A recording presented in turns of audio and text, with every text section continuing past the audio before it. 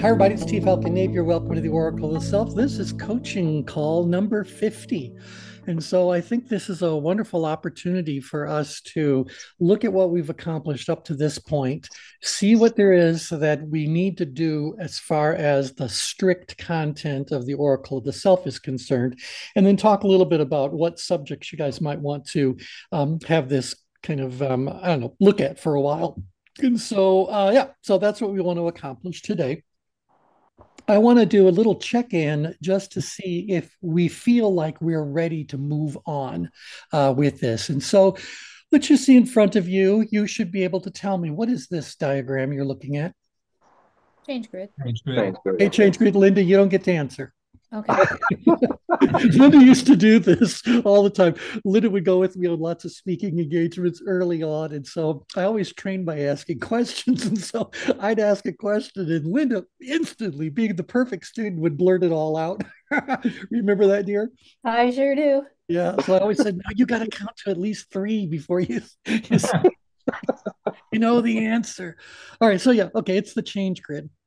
Now, none of this should be a surprise to you. When you look at this diagram and you see these different lines and these different arcs and all that sort of thing, nothing on this should be something that you are not have not been exposed to. So, am I right when I talk about the quadrants, when I talk about the 16 energies, I talk about engagement, I talk about 5 levels of tension, we talked about intensity, we talked about danger zones and powerless points. We talked about that all 4 powerless points are really the exact same spot. We just got at it from a different journey. We even talked about this layer here where we divide the change grid into 8 wedges. And those would be the different roles. We talked about that one. We probably haven't talked about as much as some of the others. And certainly we've spent a lot of time talking about the green circles, the red circles, what the center of the grid is all about, etc. So when you guys look at the change grid diagram, do you feel comfortable that you know at least enough about it to move on subject-wise? Yes. Yeah. Somewhat. Somewhat. Okay, good, good. That's what I need to know. That's what I need to know. So, yeah. All right. So if I now kind of work my way through it, I'm just going to go when it comes to 5 levels of tension. You guys have a cheat sheet for the 5 levels of tension. When we talk about stress, power, power apathy, and apathy, can you guys just naturally feel the difference in those levels of tension energetically? Can you make some, yeah, so can you make some connection between this diagram and life as you know it? So you're seeing all kinds of examples of all these levels of tension all the time. Yeah. Yes. Wonderful. And then I said, not all levels of tension are experienced identically. So just because I'm in power doesn't mean every time I'm in power, I'm having the exact same sort of experience. We said these levels of tension also have a kind of I want to say, an aspect of intensity to them that we need to look at. So there's a big difference between being, and I'll show you this layer now, way up here in intense stress, 5th degree intensity, and being in stress down here at 1 or 2, or whatever it happens to be. So the intensities make a difference to us. So are you guys comfortable with the thought of intensity and how intensity modifies the level of tension we might be looking at? Yeah. Yes. Yep. All right. So now again, this is just about you appreciating that what looked like initially as being, well, totally blank grid, but then divided into 5 sections. There are 5 sections anymore. There are at least 25, 26, 27, 28. There's 29 different addressable locations here, just based on these 2 layers being overlaid on one another. So hopefully you guys can say, I know the difference between being in power at 3 degrees is how we've labeled it here versus power at 6 degrees. Can I ask a stupid question? You can ask even all varieties. Yeah. As my wife said, better than anyone I know. Okay, 29 segments. The on the take perceived ability high and challenge is 7. Perceived ability high and Little challenge tiny is little 7. triangles. 7. Ray, 8. you said perceived challenge is 7. How high do you want the ability to be? High. High as in 11 and 12? Yes, Okay, 12. so right now you are in Tiny little triangle. I guess that's just because of the geography that you're working that's right. with. You end up creating this really weird little shape. It gets even weirder. No, not that one. The tiny little triangle to the Oh, this guy right here? yeah. Oh, yeah. We decided he was insignificant, so we tossed him to the curb. Okay. Yeah. Actually, I don't know. It's only because there isn't, we look at the grid itself. The grid itself is where we have our opportunities to stop and describe something that's going on. And so the only stopping spot that is even any close to it is just this right here at coordinates 8 and 12. Mhm. So I don't think there's anything distinctive to say about that little part Yeah, of that's just whatever is going on. And the similar, it's always geography. the mirrors, same thing up here. Yeah. Where, to your point, if I am down here at coordinates 3 and 12, well, it has an addressable location. 2 and 12 even has an addressable location. There might be something I could say about that little fingernail clipping, but not so much for those two little guys. Yeah. Now that doesn't mean there isn't something distinct that could be said to it, but we've never done anything deeper than this. Okay. Okay, anywho, if you guys can just say, yeah, while I might need to look at a lot more grids and have a lot more experience before I really can feel the difference between this little chunk right here and this little chunk right here, it's like chunks of pineapple chunks. The time will come where you will go, oh, no, I definitely feel a difference there. Definitely feel a difference there. And by the way, if I go back to the composite diagram, if you now look at those levels of tension, so these blue angular lines, and then these gray circles are semicircles, arcs that are working their way across the change grid. Sorry about that. You can see if I get into that little spot that Tom was referring to, even with all the layers put together, there's nothing else to really distinguish that particular spot. Yeah, but other ones, maybe I could have a lot more I could say. For example, down here where we're on the, this other one I talked about, we're actually on the border between an analytical and a driven analytical. That could be something that would have something we might want to point out to it. I don't know, I'm kind of down in apathy about that, but I get the idea. All right. Okay. So there. So we got that. Now we go on the next one. We say, well, there's a whole lot of personality typing models that are out there, but generally the 4 model types, that's the ones that are in greatest abundance. There's hundreds of those that are out there. Some are very serious, very well researched, documented, whatever, but others are parlor games. So if I said, are you it was 4 animals. Are you the lion, the something, the turtle? So whatever it is, whether they're trying to put a type of car or an animal or whatever, there's an infinite variety of quadrant-based personality typing methods or systems out there. But nevertheless, they all end up coming up with the exact same 4 possibilities. Those 4 possibilities are an outgrid energy, and you guys know that is what's the primary energy for outgrid? Driver. That's the driver energy. Maybe you're plotting upgrid. So upgrid are all the enthusiastic, excited, high activity, high energy, maybe threatening, mostly fun. What do we describe this energy as being? Expressive. That's the expressive energy. Wants to feel something. It likes to talk, to share feelings, and feelings could be sensory feelings. Could also just be emotional sorts of feelings, because that's what's going on up here. Ingrid, which spells Ingrid in certain way of looking at the letters, is very what? What's the Amiable. Ingrid is a very amiable person. And so, that's what's going on this side of things. And then down here, what do we find? me find the Analytical. analytical energy. So that's just our term because we wanted to stop describing the person and instead describe the energy that a person would have about a particular situation at a particular moment in time. And so I would hope you guys are comfortable with the primary energies that you can personally feel and recognize a difference between feeling out grid, up grid, in grid, and down grid. Yeah. Yes. Yeah. Yep. All right. And so we go a little bit further. We can say, yeah, but most personality typing systems only talk about butterflies and bunnies and happy things around that. We know that the more serious quadrant-based models also talk about the dark side. So yeah, every one of these types do have their strong points, but they also each have their blind spots. And sometimes those blind spots give rise to a whole set of behaviors that are actually counterproductive, self-destructive, and just plain not very nice. And so that's for the person experiencing them and the people around them. So there are danger zones. So driver energy is all fine, but driver energy, when it's uncontrolled, ends up causing some problems. We all relate to that yet?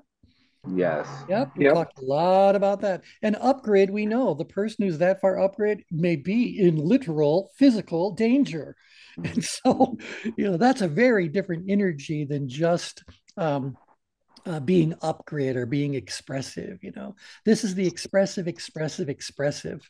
That should tell you there's nothing going on there but feeling. And so, yeah, okay. The in-grid danger zone is when person becomes too amiable, too concerned about other people, where they lose their sense of self, their own identity, et cetera, et cetera. Can you guys feel why that could be dangerous for that individual or for the people around them? Absolutely. Yep. And then downgrid is where people who tend to be very, very smart, very accomplished, but very bored.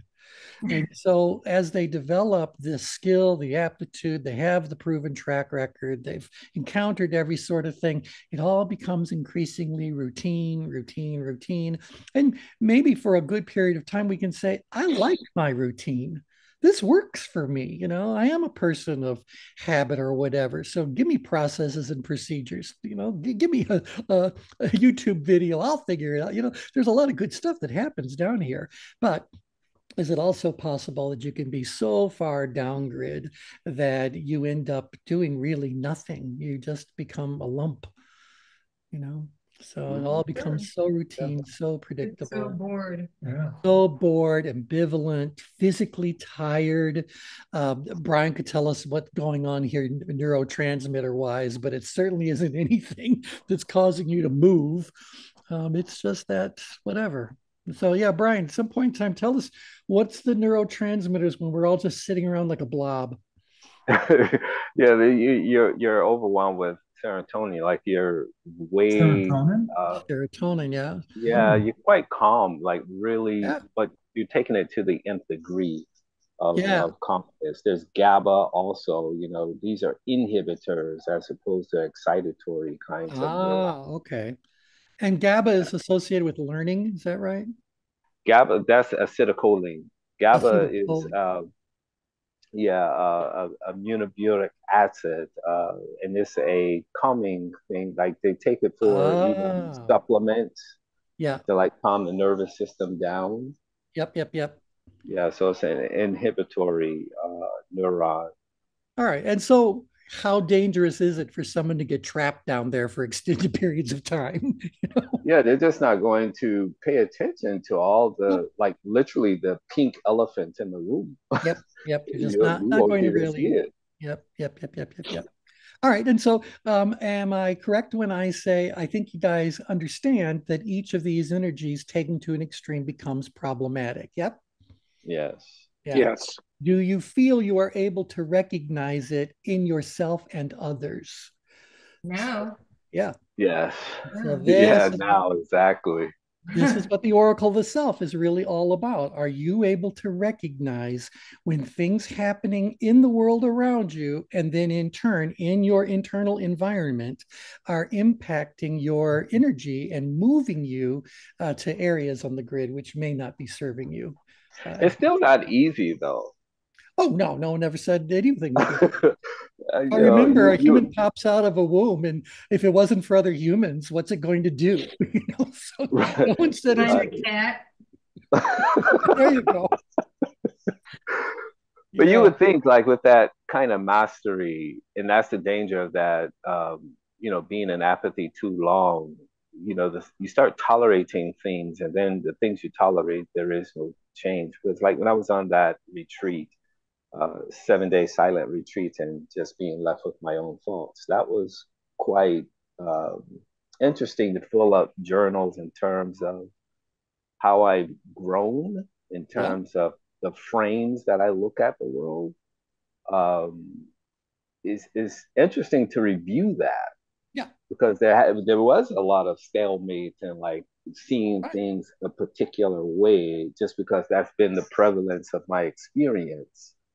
But that's not the end of it. So Well, I you're have to right. be able to see Well, beyond. and Brian, even if you think about what motivates someone to do a retreat, or when is a retreat a good thing for a person to experience, I would say to you that there are two of these energies that are more where a retreat would prove to be more beneficial, where there are two others that I'd go, no, they won't show up. So, Mm, I think people are seeking a retreat because they're either overwhelmed by life, they're more upgrid than they want to be. And hmm. so they're seeking that retreat in order to find some balance again, find some centered place again, find order in the world of chaos. But there's also a lot of people who are downgrade, feeling underutilized, just complacent, ambivalent, bored, tired, all those kinds of words. And they may benefit from a retreat that is more about finding the new message, finding the new mission, purpose, etc. I would Yeah. say upgrade is far more likely to go on a retreat than downgrade would be. But Hmm. both of them are more likely to go on the retreat than outgrid or ingrid. Why does Right, the outgrid right. danger zone not want to go, or the outgrid energy not particularly want to go on a retreat? Because they know what they're doing. They know what they're doing and they just Hmm. want to get on and do it. Now, maybe early on, you guys can see I'm moving back in intensity on that same issue or whatever, that same driven kind of person. They may very well have said, once a year, we want to take all of the senior executives on a retreat so that we can, as a group, do our planning for the next year, et cetera, et cetera. Well, you guys all know that whatever they walk away with after that retreat, what's the likelihood of much of any of it getting actually implemented? No, it's very low. Well, because they're going to return to real world, and real Hmm. world is going to immediately have what impact on their level of tension? Drive them back up, Well, it but could drag them up, it could drag them drag out. them back out. Yeah. They move them anywhere on there. And the problem is that now all of these wonderful things that were sketched out during that retreat with all the greatest of positive intentions um, are going to be, what am I saying now, in competition with all these other issues that are scattered all over the grid that's been waiting for them the whole time they've been on the retreat. And people who were on the retreat actually said that we were near a elephant conservatory, and it was interesting because elephants are these big docile creatures, right? Mm-hmm. And so people were talking about, yeah, and all they kept thinking about for themselves, like they had difficulty. They kept thinking about, I have to go back to the grind. Yep. And I kept thinking to myself, well, who thinks about going back to the grind and then goes back? Right. Almost everybody, right? Yeah. You're on a retreat. Why go back to the grind? Why Well, not? I think because, if we think about what's involved in change, this goes back to your nature of change training, that it has to be logical, it has to be practical.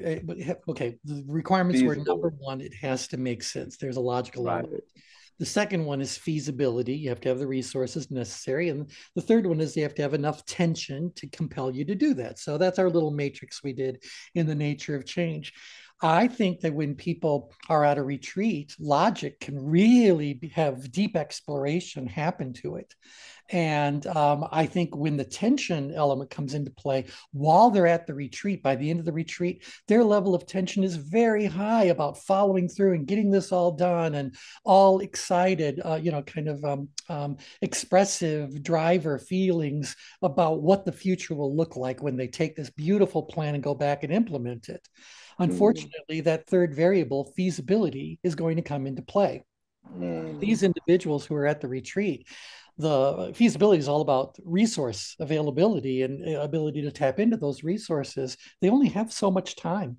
They only have so much energy, so many people.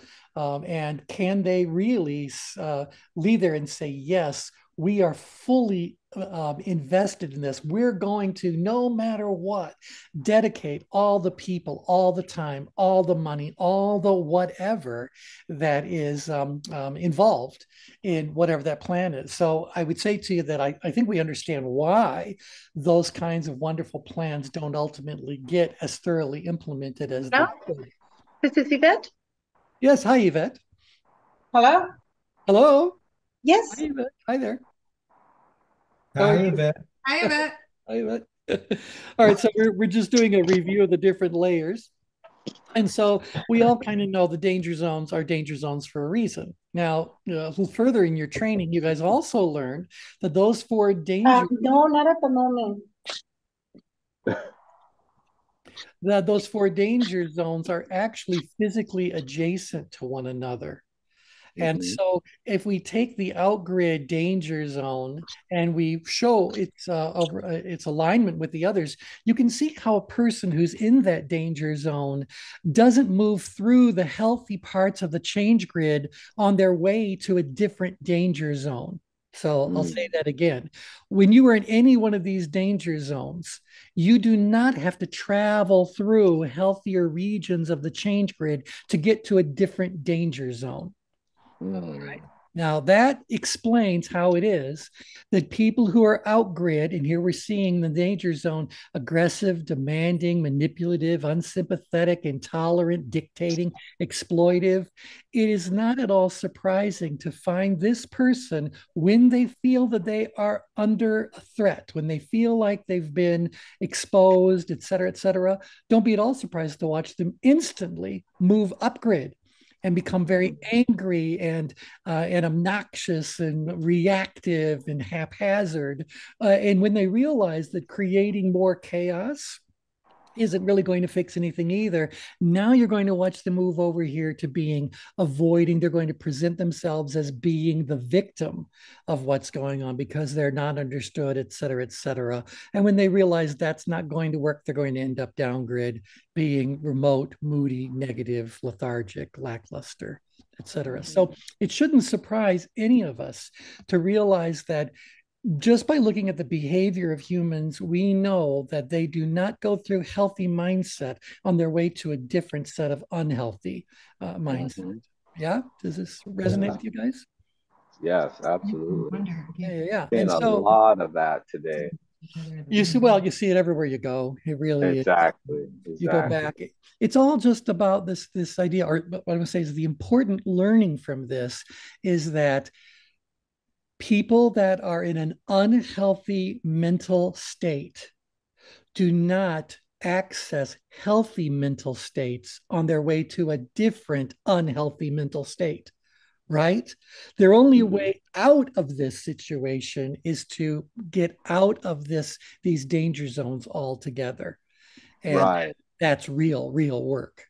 Yeah, and that's what's missing. I would love to take this oracle of the self mindset to the world, because I think that's a lot of what's missing. Oftentimes when I'm talking to people, not just about their health status, about how their life is that leads to these health status, their reply is often, I don't have the time for it. Yeah. But yet you're making time for sickness? That doesn't make sense to me. Not at all. Right. Yeah, you're making time for all the other things that you say you really don't want. Well, stop making time for them. Make time for something that's going to be helpful. Now, those of us on the call that are on the professional application side of things, I mean, that's part and parcel to the work that we do. Mhm. So whether we are dealing with a client who's too far out grid, too far up grid, we don't often get handed clients that are too far in grid. And really not all that much down grid. It really is more than anything, we're presented with the problem children, and the problematic people are the ones that are too far out grid or too far up grid. So Mhm. anyway, that's what we end up doing. Okay, so again, are you guys comfortable with the concept that people that are in a danger zone can jump to all kinds of behaviors that don't really necessarily feel out grid, but nevertheless, we can understand why they are where they are at that point? Yeah. Yes. Yep, yep, yep. Okay, so now another layer we looked at was saying, well, a lot of the four type models say, well, really, there's also an in between that's worth looking at. So if you're part outgrid and part upgrid, so part leader and part energizer, well, that's when you become influential. Because a leader wants to go somewhere and an energizer wants to feel something. Let's have them feel something while we're trying to get them to go somewhere. Well, that's what influence is really all about, right? Yep. Yes. The idea and run with it. Yep. Go for it. Mhm. And all the things that come along with being influential are going to be right there on the change grid. Now, we could also say, well, there's also this leader energy that wants to accomplish something, but for whatever reasons, what they have to accomplish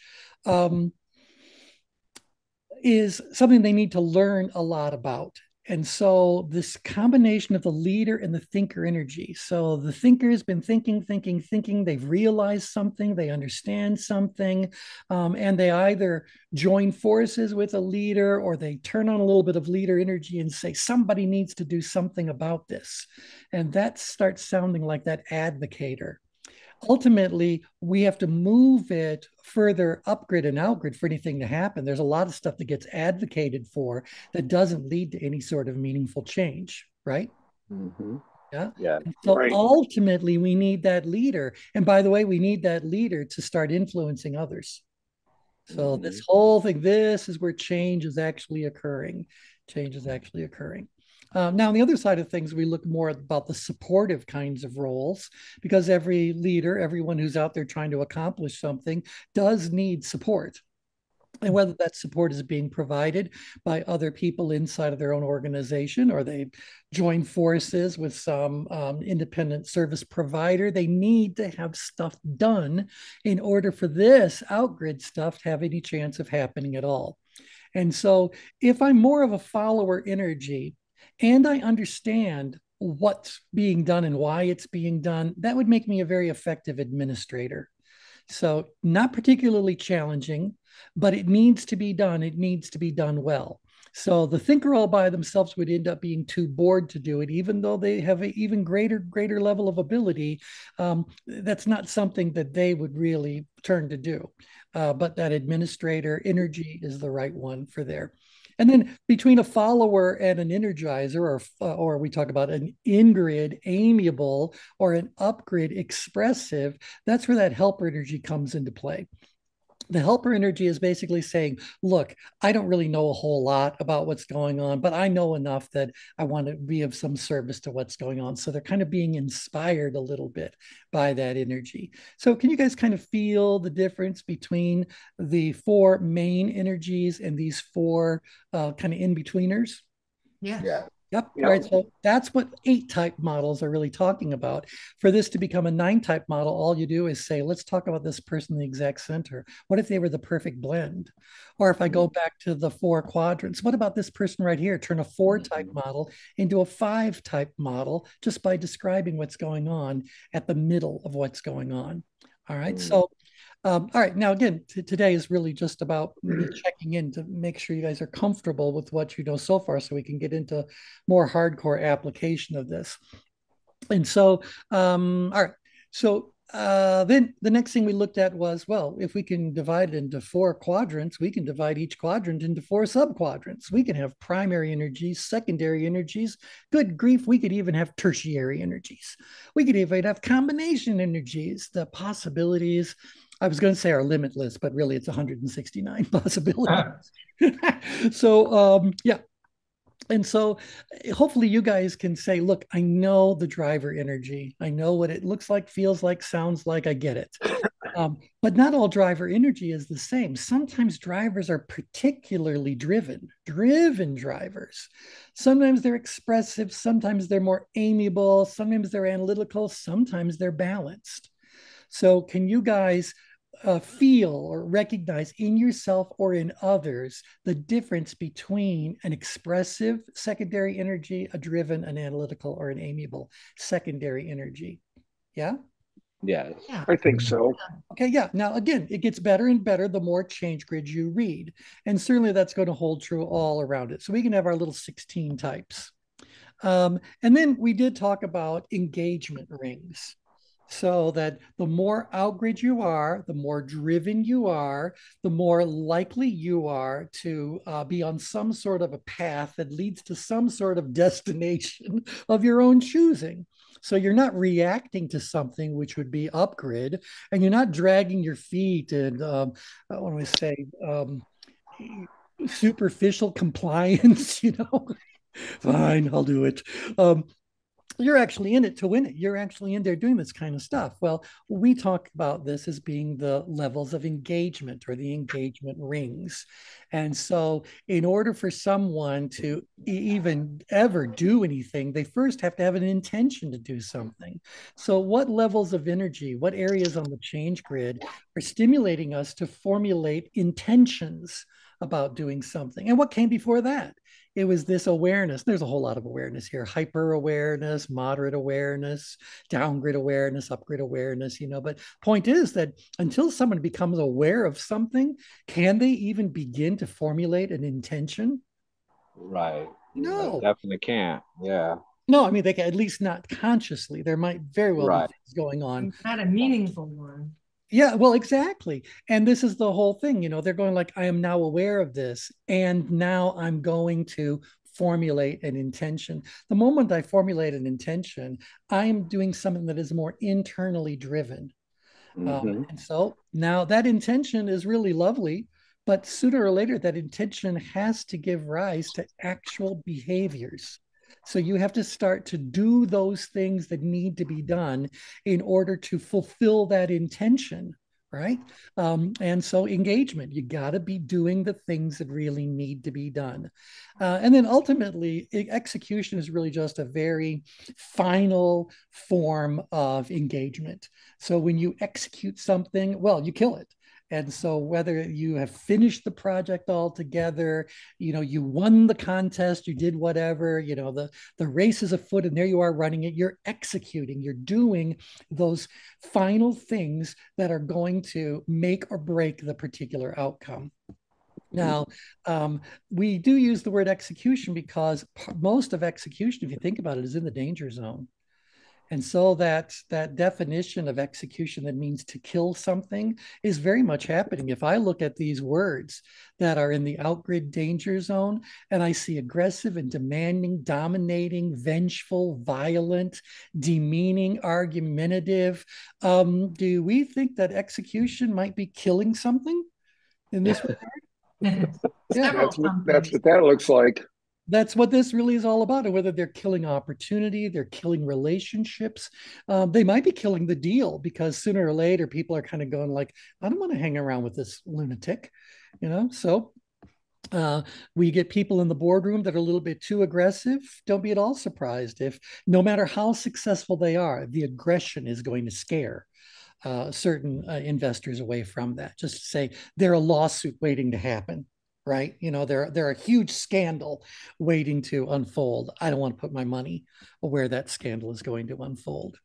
Okay, so does that make sense why execution is considered? Yes, it is a form of engagement, and there are some positive aspects about getting it done for once and for all, but there can really be some problems if the execution. Yeah, absolutely. Right. What I noted is like the way it appears on the ChangeGrid, like moving from awareness to intention engagement, it almost seems like you would just move in this along the heart line, but you could be going up a little bit. Like once you form this intention, your attention rises because of the uncertainties, the unknown, the ambiguities, and that shapes the level of engagement that you're going in. So you may, You add are some correct. resources or something to come down a That's little right. bit. And Well, I that's why noted that when I did a change grid on the retreat. yeah. Well, I think it's important to kind of recognize that we don't read, well, we could, but when we're really doing a good grid reading, we don't read it layer by layer, right? We read Right. through the layers. And so you're right. Intention, awareness, intention, engagement, even execution has an upgrid expression to them, a downgrid expression to them, and a midgrid expression to them. And so when I think about an upgrade intention might sound like this. Because it's an intention, it can be verbalized. That's one of the tests. Is it really an intention? Can you verbalize it? And so an upgrade intention sounds like this. We're going to do this. We're going to do this right now. Come on, people. We need to blah, blah, blah. We're going to blah, blah, blah, blah, blah. The need shouldn't be in there. Need is more of an awareness word. But we're going to do something about it. We're going to do this right now. Let's get moving. Where the downgrade intention sounds like this. Yes, something needs to be done by someone someday. We really should, and we is like the global we, all of humanity. We really should do something about that now. We're going to do something about that. We need to get around, even the word need again, there's an awareness element coming into that. But my point is that someone with a downgrade intention is considered or was labeled as being an advocator for a reason, right? They're more than happy to tell the world that something could and should be done, but they're not doing it, right? Because they're too far downgrade. They don't have enough productive tension to jump on board and get it done all by themselves. So, yeah, please do. If your executor is a driven driver, Yep. and too aggressive and putting people off, who is most likely, who should that person have near them to bring them down grid or back to the heartline, if you will? Yeah, well, and therein lies the biggest challenge and the biggest opportunity for people in the human development industry. Because there must be an influencer and advocator on either side, and I don't see an inherent well, no, they may not be, because remember, if we look at the quadrants, I could say that part of the influencer is going to be an expressive driver, and part of the is going to be a wait, where am I at? Oh, down here is going to be an analytical driver. And so hopefully that person who's the big boss is going to listen to the facts that analytical driver has available to them. Usually that might even be the CFO, or might even be listening to this person who's in the more expressive driver thing, saying like, we don't want to upset anybody. We want to keep things light and fun, and on and on and on. We want to get the best out of our people. Yep. Maybe the amiable driver? Well, the amiable driver would really end up being discounted rather severely by the person out there. That tends to be the COO energy, the operations person. This is where all generalized management, supervisory activities go to. Anything having to do with asset management, purchasing might be a little bit on the analytical side, but as far as the clerk types that are doing it all, this is HR, this is training. These people, although they really could and should be among the most powerful in any organization, they tend to be discounted by the other three. That seems like a big mistake. It is a huge mistake, but I can tell you, in the C-suite, you're going to find at least 4 basic roles. Today, maybe another one with information being as powerful as it is, but there's a CEO, there's a chairman, there's a COO, and there's a CFO. And the thought that all 4 of them consider one another to be equal is wrong. So, yeah, I've seen that. Yeah, sure. Yeah, you see that a lot. So the person who is outgrid tends to listen to the downgrade person because they know the downgrade person knows the facts. And so they don't like listening to the downgrade person, because the downgrade person, that analytical energy, is going to tell them what they can and can't do and why they can or can't do it. And the person who's out here ready to just kill everything doesn't want to listen to that, even though they know that person is telling them the facts. And so they want to instead align with the expressive driver who's also part of the visionary, going like, of course we can make that. I'm the CEO, I'm the executive officer. It's the chairman it's either the chairman or the chairman/CEO. Often they have the same title. It's the owner, it's the whatever. It's that person the buck stops with, who ends up being the one that is most difficult to manage. These are people who I would say to you can get away for years, if not forever, without ever having themselves subjected to direct accountability. What a shame. Yeah. And so when they are held accountable, don't be surprised if the accountability is being delivered by a judge or a jury, or being delivered by the the board members, or what do you call the major stockholders, who are saying you're only chairman because we made you chairman. Watch how fast that can change. And so the people that are going to hold them accountable aren't very plentiful. And ultimately, who do they need to be helped by? They may very well need to be helped by deep long-term therapy. This is narcissism at its absolute worst. And It's shifting some, but it hasn't caught on because there's new roles such as chief engagement officer, chief joy officer. I'm certified in informatics, and there's now this chief clinical officer. And they will always subordinate those. They might have that title, but they are not all treated or viewed equally among one another. So that's a rather long answer to your question on Jabats. No, it's really interesting to me because it seems like, this is what I've seen, and for sure. Exactly. And it's like, well, who should be helping this person see the truth of how they are coming across? They might have a fantastic idea, but you can't just shove things down people's throats. And they get I've seen driven drivers who get so excited about an idea or so intent on an idea that that's what they're doing. Instead of holding the worm above the baby bird, they just shove it right down. That's right. I don't know if they're interested in seeing the truth, though. I look at companies like Uber, when the founder was kicked out, and it was interesting because he had a whole bro culture, and he got kicked out of his business for, if you're not working 18 hours, you're a slacker. So he gets rewarded by starting another $1 billion valuated company and doing the same thing, and everyone is surprised. So that all he did was change locations. He didn't change anything about himself. Yep. Really is amazing. Gave them a bonus because of it all. The important thing to know, though, is that when you're looking at the individuals you've just described them, they may very well be totally unaware that any of this is even happening, right? They are so consumed by that driven driver energy. The driven driver energy is not one that even notices that there are people around them, and they don't feel like they've got the time, the energy, the anything to introduce new thoughts, feelings, questions. It's like, people, just do it. Just do it. And so it's just not where their mind is. So again, that's what I'm saying. Like, this person probably needs an intervention. They need someone who can put them into an environment where they have been relieved of all these things that are causing them this level of stress. And then maybe there can be some healing done. So again, we like 10-10 on the ChangeGrid. That's where a leader performs their absolute best. But if that leader now becomes an 11-11, a 12-12, we are now in danger, and the organization has been pulled into harm's way as well. T-Chat, go right ahead. People like that, one of their favorite words is regardless. Regardless of that, regardless.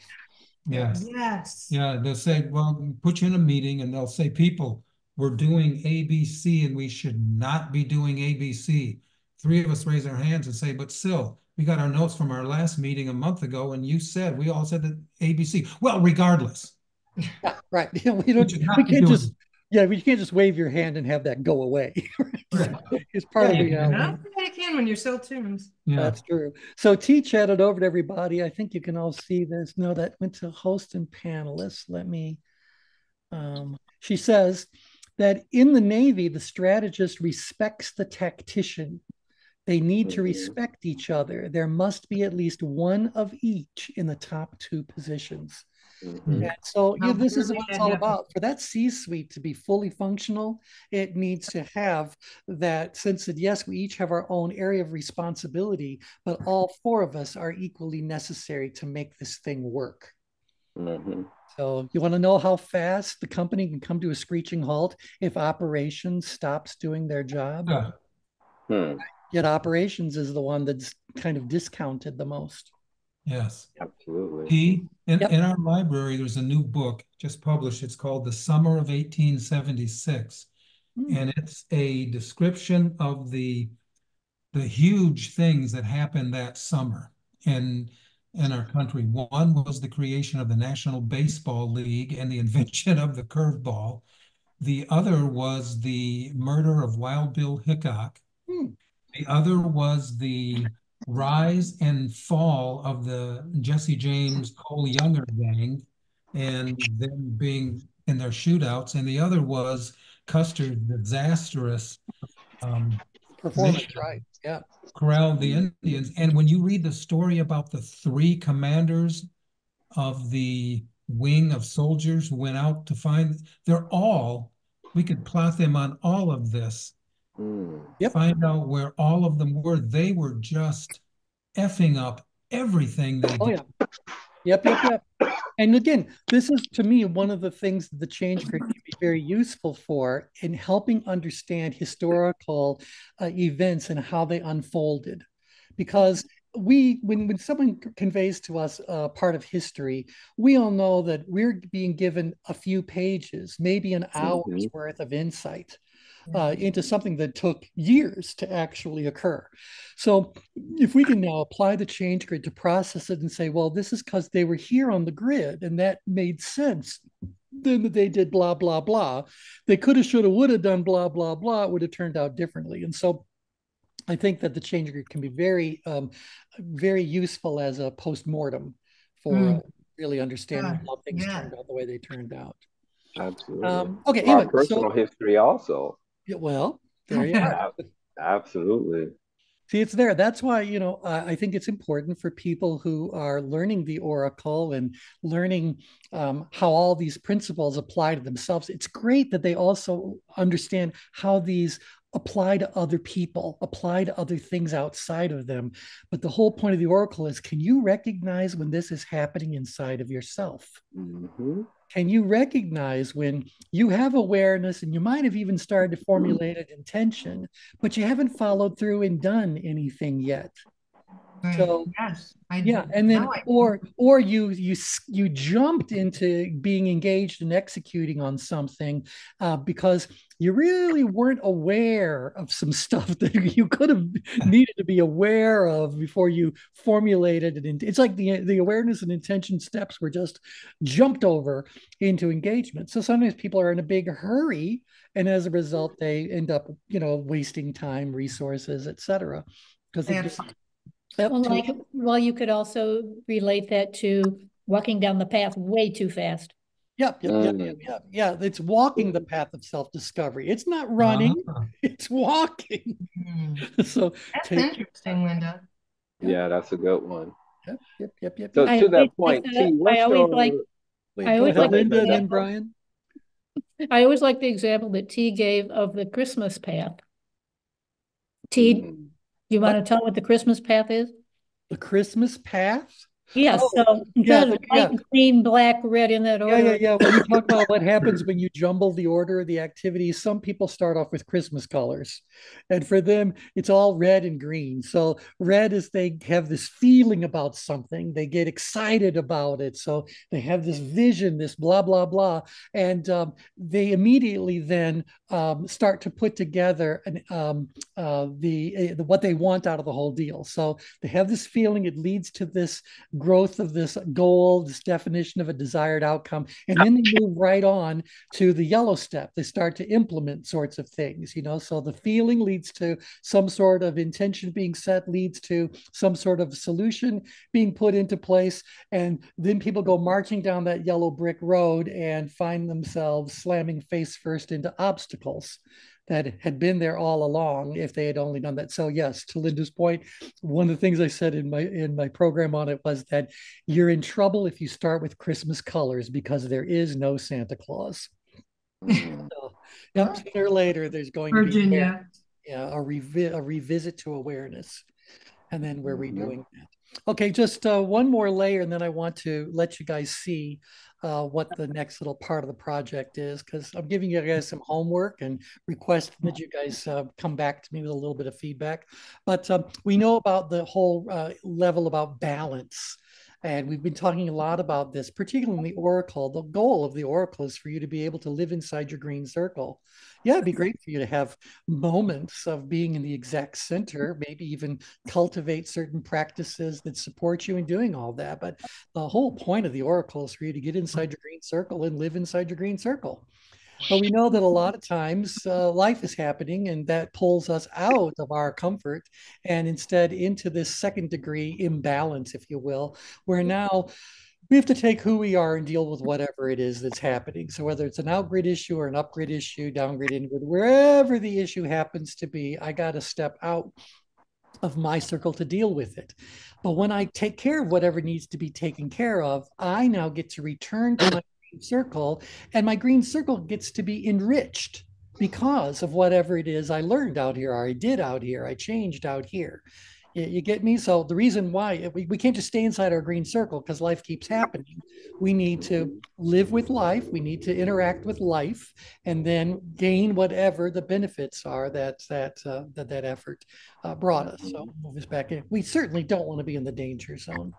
So this is just another way of looking at healthy areas on the change grid for making decisions and taking actions, and areas on the change grid where that can become problematic. Okay, thoughts about this?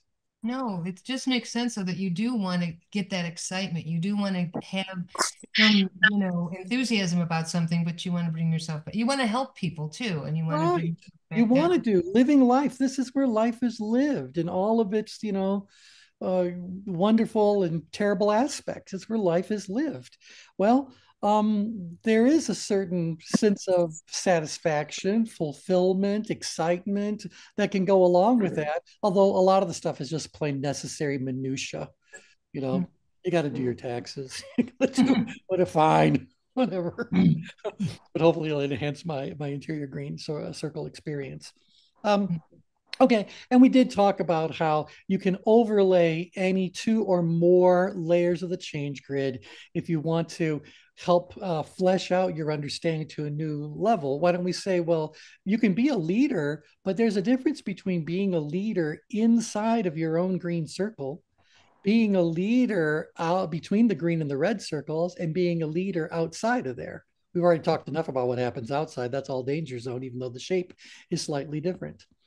Yep. So get the idea. We could work our way around that and have a different way of looking at things, maybe perhaps a bit more behaviorally, or the role that someone is playing is what this layer with helper, advocator, blah, blah, blah, is really all about. All right. So now I would like you guys to be at least comfortable in now applying what you've learned about the change grid and about general principles of tension management to specific situations that are going on in life. All right, so it's time to apply all this kind of stuff to what you've learned. So yeah, you've all gone through enough training now that you could be certified, but now you get to put it to work. Okay, questions, comments about that? Or you go like, yes, I'm ready, or okay. Let's see. I'm more of a okay. Okay, well, that's fine. That's fine. I feel like I kind of have been applying it. Like as I gain more understanding, I can apply what we're talking about. Right. And that's absolutely what I've observed in everyone who participates in our call. And that I know that it's being done organically. So as you stumble across situations, encounter things, have certain thoughts, etc., it's wonderful that you guys are now maybe even by default looking at things with a little bit more of an appreciation for the tension management of aspects of what's going on. right? Mhm. It's one of the most centering things you can do is just for a moment say, I can observe things or happening all around me and not be sucked into them. I can manage my own level of tension to still observe, still make good decisions, but not get sucked into whatever the drama may be as we move towards danger zones. Yeah, you guys that there? really is wonderful. It's a Oh, good. Yeah. wonderful feeling to do that. Good, good, good, good. Yeah. Yeah. And the Yeah, more it's a you do it, practice. yeah, Yes. the more you do it, the more natural it becomes. So there'll come a point in time where it's just the way you operate. It's not even something that's there. So now let me tell you about my burden as your coach, as your trainer going on. I want to look at these situations. Now, some time ago, we did flesh out a list of life situations. And we did that, I think, mostly on the Circle of Brilliance calls, but nevertheless, you guys might have seen this. And so I'm going to chat this document over to everybody. So So this is just a Word document. These are the life situation list that we came up with for the Oracle of the Self. Now, the whole point of coming up with this was so that I could offer all of the people who are going through the Oracle of the Self this thing called a weekly exploration. And in a weekly exploration, there'd be a particular subject, a particular life situation that we would take a deeper dive into, fill out a change grid, and read our change grids about those mission critical activities associated with any one of these life situations. Now, as a sample, several weeks ago, I did a short version of dealing with difficult people. You guys remember filling that out? yeah. Yep. Yes. So that was when I was just playing with. Here is the question for you, and what's really next on my list. If I scroll through this list, or you scroll through the list, there are 219 different life areas that we've identified, and I promise you that's still just scratching the surface of all the life situations we might find ourselves in. If I did one of these per week, this is 4 years worth of Oracle of the Self explorations. So while I would love to still be doing this 4 years from now, and I hope you guys will be participating in it, I want to make sure we at least get started by talking about the situations that you find most important, most applicable, most tension causing to you. And so, what I'd like you guys to do is take the document I chatted over to you, go ahead and either print it out or whatever, but find some way that you can return to me a list of 10 that you'd like me to cover sooner rather than later. I thought we would just take a couple of quick minutes and work our way down this, but I'm looking for the ones where there's plenty of tension that you feel not only you might experience around this life situation, but you believe the people who go to YouTube might be doing it. Remember, ultimately, we want to invite as many people as possible to learn the oracle of the self. And they can do that without making much, if any, of an investment at all. But we need to make sure that we are paying attention to where people find their tension. You guys should know that as a universal truth about tension management. People pay attention to where they find their tension. If I want them to pay attention to me, attention to us, attention to the oracle of the self, I have to make sure I am presenting to them situations about which they already have a lot of tension. Does this make obvious sense for everybody? Yeah? Yes. Yeah. So if I go down this list, I can tell you it's going to be different for each one of you, but I got to hope that there's going to be some that come up as being ones that are universal enough that we can get these taken care of sooner rather than later. Now, just glancing at this, you can see something like school struggles, guiding your kids to success. I don't have any kids. I'm not going to have any kids. This life Tom situation. and I are thinking about it. Are you really? Good Now for that you. You're going to be in the papers and everything.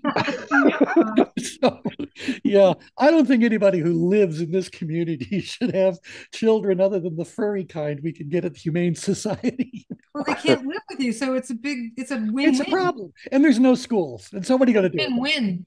Yeah. So my point is that while for all of us on this call, this one may not be all of that tension filled. We have to think about the general population of people who would benefit from knowing the kinds of things that we've been talking about and learning about over these months. That might be a good one for them. And so I wouldn't mind at all if you guys handed me a highlighted list that said, here's the ones that I consider to be red. These are the ones that are about a lot of tension. There's a lot of stress around these things. And just go ahead and inside of the Word document, turn that red. You guys know how to do that. Make it all red.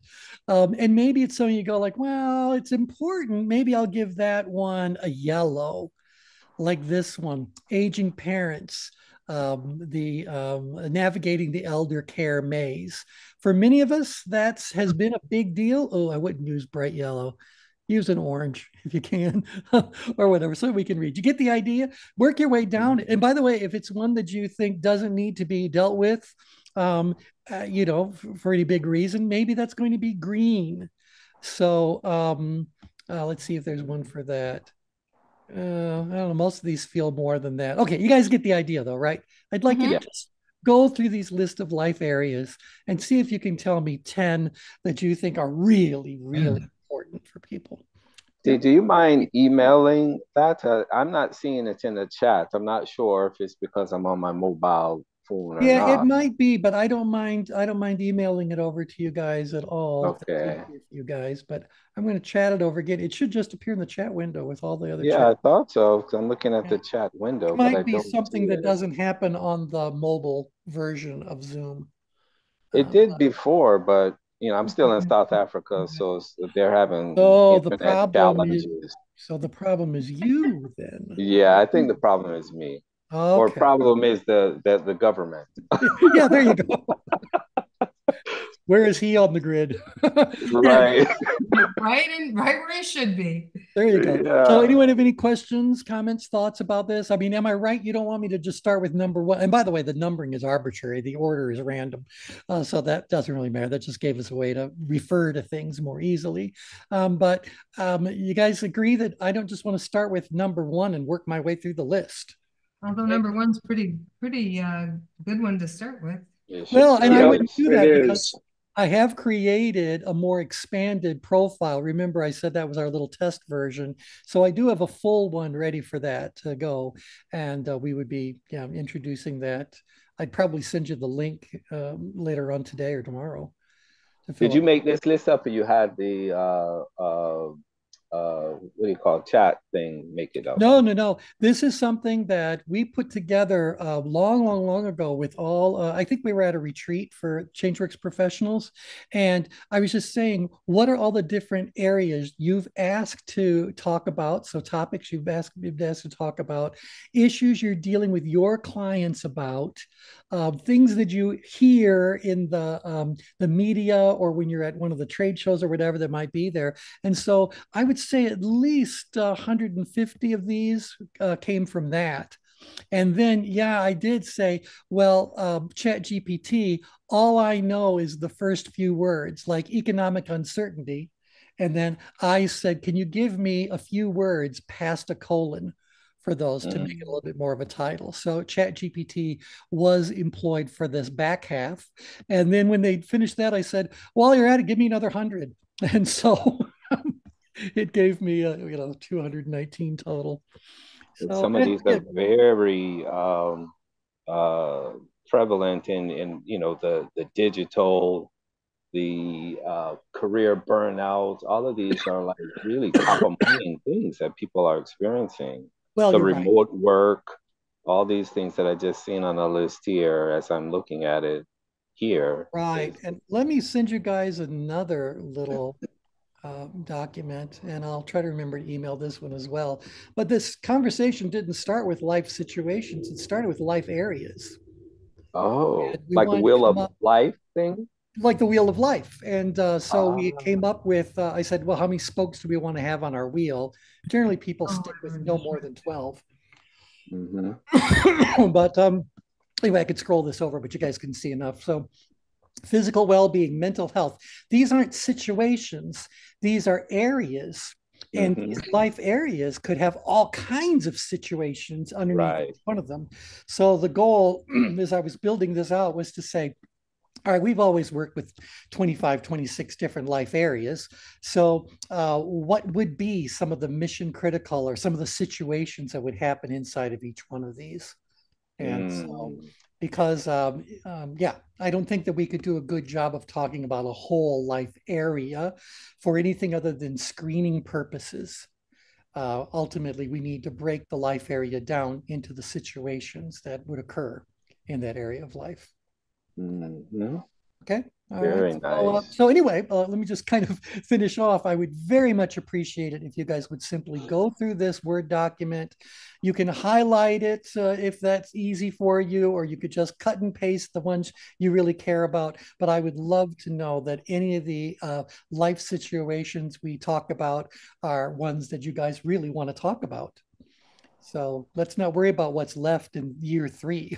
Let's focus on year 1, see what we can do with this. Okay. All right. Very Thoughts, nice. comments about that? Love it. The reading, and if Tom asks you, or if Tom tells you to talk about 181, let me know ahead of time so I can. All right.